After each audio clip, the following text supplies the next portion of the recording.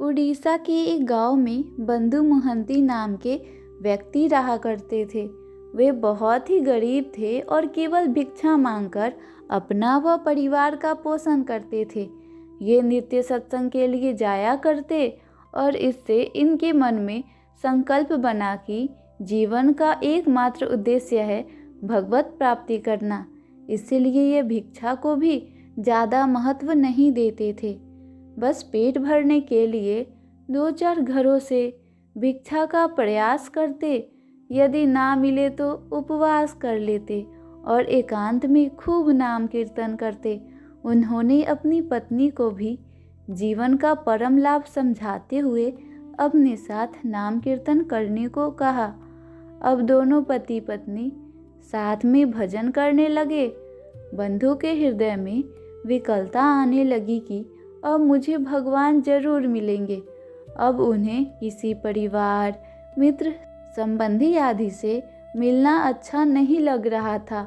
उनकी हालत बहुत ही दयनीय थी। उनके पास बिल्कुल भी धन नहीं था और भिक्षा से भी अन्न कभी कभी ही मिलता था। उनके पास पहनने को फटे, पुराने और गांठ बंधे हुए कपड़े थे। जब कई दिनों तक भोजन नहीं मिला तो उन्होंने अपनी पत्नी से कहा कि यदि तुम साथ दो तो हम दोनों मेरे मित्र के पास जा सकते हैं। मेरा मित्र बहुत ही धनी और कृपालु है, मुझसे बहुत प्यार करता है। 5 दिन का पैदल सफ़र है, लेकिन उसके बाद हमें कभी भी भूखा रहना नहीं पड़ेगा। उसकी पत्नी पतिव्रता थी और बंधु महंती की बात समझते हुए साथ चलने को मान गई। कई दिन से भूखे होने के कारण 5 दिन के लिए चलना असंभव सा था। बंधु महंती अपने 2 बच्चों और पत्नी के साथ उस गांव से निकल पड़े। रास्ते में जब भी बच्चे या पत्नी भूख के कारण चल नहीं पाते तो बंधु कोमल कोमल पत्ते चुनकर लाते और उनको खिलाते।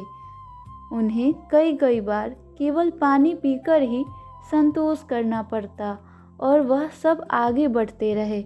अंदर से प्रभु मिलन की चाह इतनी तीव्र थी कि बंधु महंती को भूख की परवाह नहीं थी, लेकिन अपने बच्चों और पत्नी को भूख से तड़पते देख वो अंदर ही अंदर भगवान से रोते हुए प्रार्थना करने लगते कि हे प्रभु, मैं तो भूख सह सकता हूँ, पर मेरे बच्चे कैसे इतना कष्ट झेल पाएंगे। ऐसा न हो कि हम आप तक पहुँच ही ना पाए। इसीलिए मुझे इतना सामर्थ्य देना कि मैं शीघ्र आप तक पहुँच जाऊँ। बंधु मोहंती का परिवार लड़खड़ाते हुए किसी तरह 5 दिन में जगन्नाथपुरी पहुँचा। मेरे कृपालु प्रभु के दर्शन हो गए। यही मेरे यार हैं। मैं कह रहा था ना मेरे मित्र के बारे में, ये वही हैं। मेरे प्रियतम, मेरे दीन बंधु स्वामी हैं। इनके सामर्थ्य से हम यहाँ तक पहुँच पाए हैं। अब चाहे प्राण भी छूट जाए, कोई परवाह नहीं।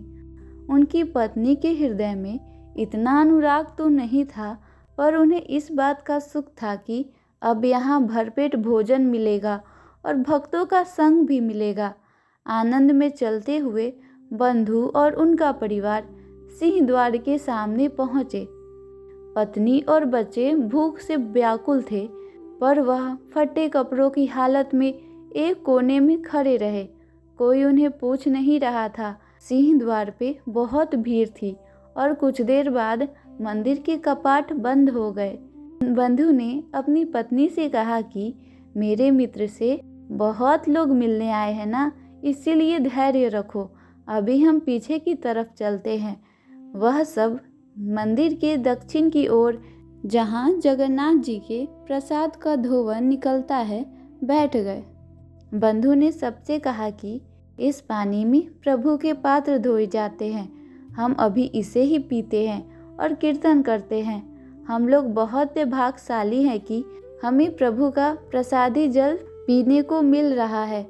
कल सुबह जब मंदिर खुलेगा तो मेरे मित्र से हमें कुछ ना कुछ प्रसाद जरूर मिलेगा। यह कहकर पूरे परिवार ने एक एक कर वो प्रसादी जल को पीकर ही अपना पेट भरा। पत्नी सोच रही थी कि इनके मित्र का तो पता नहीं, पर मैं धन्य हूँ जो ऐसा अनुरागी और धैर्यवान पति मुझे मिला है। वो बंधु से कहती है कि आप जैसे राजी हैं हम भी वैसे ही आपके साथ रहेंगे, हमें कोई कष्ट नहीं है। बंधु पूरा समय वही जल निकाल निकाल कर सबको पिलाते रहे और बोले, तुम लोग सो जाओ, सुबह मंदिर के पट खुलेंगे तब हमें प्रसाद मिलेगा। बंधु प्रभु की प्रसन्नता के लिए वही बैठकर नाम कीर्तन करने लगे और मन ही मन भगवान को धन्यवाद करने लगे। भाव में प्रभु से कहने लगे कि हे नाथ, आपने मुझे अपने धाम बुला लिया। मेरे मन में कोई कामना नहीं है, पर आप बस कुछ ऐसा कृपा करो कि मेरी पत्नी को भी विश्वास हो जाए कि आप मेरे मित्र हो।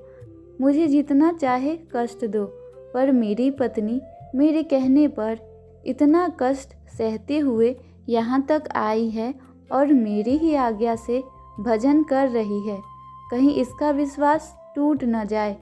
जगन्नाथ जी के मंदिर में भंडार गृह होता है, जहाँ कई कई दिनों का प्रसाद रहता है। उस भंडार गृह पर रात में ताला लगा दिया जाता है। भगवान वहाँ से एक सुंदर थाल में भोजन सजाकर मंदिर के बाहर लाए और फिर वो एक ब्राह्मण के वेश में खड़े होकर आवाज़ देने लगे, बंधु महंती नाम का कोई भक्त आया है क्या? देखो, भगवान ने तुम्हारे लिए प्रसाद भेजा है। रात्रि में बंधु और उसका परिवार वही सो रहे थे।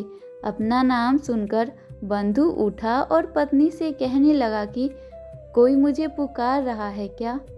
बंधु उठे और घबराते हुए उसके पास गए। वहां जाकर देखा तो एक ब्राह्मण हाथ में एक विशाल रत्न जड़ित थाल में बहुत सारा प्रसाद लिए खड़ा था। ब्राह्मण ने मुस्कुराते हुए कहा, प्रभु ने अंदर से तुम्हारे लिए भोग की थाल भेजी है, इसे ले लो और प्रसाद खाकर थाल अपने पास ही रख लेना। मैं कल सुबह उसे वापस ले लूँगा। बंधु का हृदय विकल होने लगा और कांपते हाथों से उन्होंने थाल अपने हाथ में ले लिया। वो अपनी पत्नी से कहने लगे कि देखा, मैं कह रहा था ना, मेरे मित्र मुझे बहुत प्यार करते हैं। सब भीड़ चली गई तो अब उनको फुर्सत मिलते ही मेरे लिए प्रसाद भेजा ना। यह कहते कहते वो एकदम आनंदित होने लगे। आज कई दिन बाद पूरे परिवार ने उस प्रसाद से पेट भर भोजन किया। प्रसाद खाकर बंधु ने विचार किया कि इस थाल को अभी कहीं पहुंचा नहीं सकता, तो उन्होंने अपने फटे कपड़े में ही उसे लपेटकर अपने सिरहाने रख लिया। अगले दिन सुबह जब भंडार गृह खोला गया तो सबने देखा कि सब सामग्री अस्त व्यस्त थी। भोग का थाल गायब था और प्रसाद भी बिखरा हुआ था। इतना बहुमूल्य थाल गायब होने पर सब हैरान थे। कुछ लोग थाल ढूंढने बाहर निकले। बाहर नाले के समीप उन्होंने देखा कि रत्नों भरा थाल एक फटे कपड़े में बंधा चमक रहा था। हल्ला मचने लगा और सब सेवक बंधु महंती को मारने पीटने लगे। सब कहने लगे कि यही चोर है। बंधु की पत्नी रोने लगी और बोली कि कैसे मित्र है तुम्हारे, रात में प्रसाद खिलाते हैं और सुबह पिटवाते हैं। तुम तो कहते थे कि वो बहुत कृपालु हैं। उधर बंधु को जैसे ही थप्पड़ पड़ता, जय जगन्नाथ कहते हुए नाम जप करते जाते।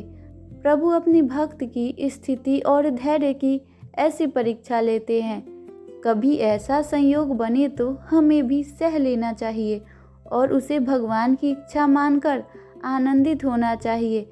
बंधु मोहंती आनंद में मग्न होते हुए नाम जप करते रहे। कोतवाल ने उनसे पूछा कि तुम्हें थाल कैसे मिली? बंधु ने बताया कि मुझे तो पता भी नहीं कि थाल कहाँ होती है और प्रसाद कहाँ होता है। रात में एक ब्राह्मण ने मुझे पुकार कर इस थाल में प्रसाद दिया। पुजारी ब्राह्मणों की पहचान कराए जाने पर बंधु ने बताया कि इनमें से कोई नहीं है। कोई मानने को तैयार ही नहीं था और सब कहते रहे कि यह झूठ बोल रहा है। अधिकारी कहने लगे कि यदि ये अंदर घुसा होता तो बाहर प्रधान द्वार का भी ताला टूटा होता। ये थाल और प्रसाद लेने अंदर कैसे जा सकता है? उधर भीड़ बंधु को नीच दृष्टि से देखने लगी।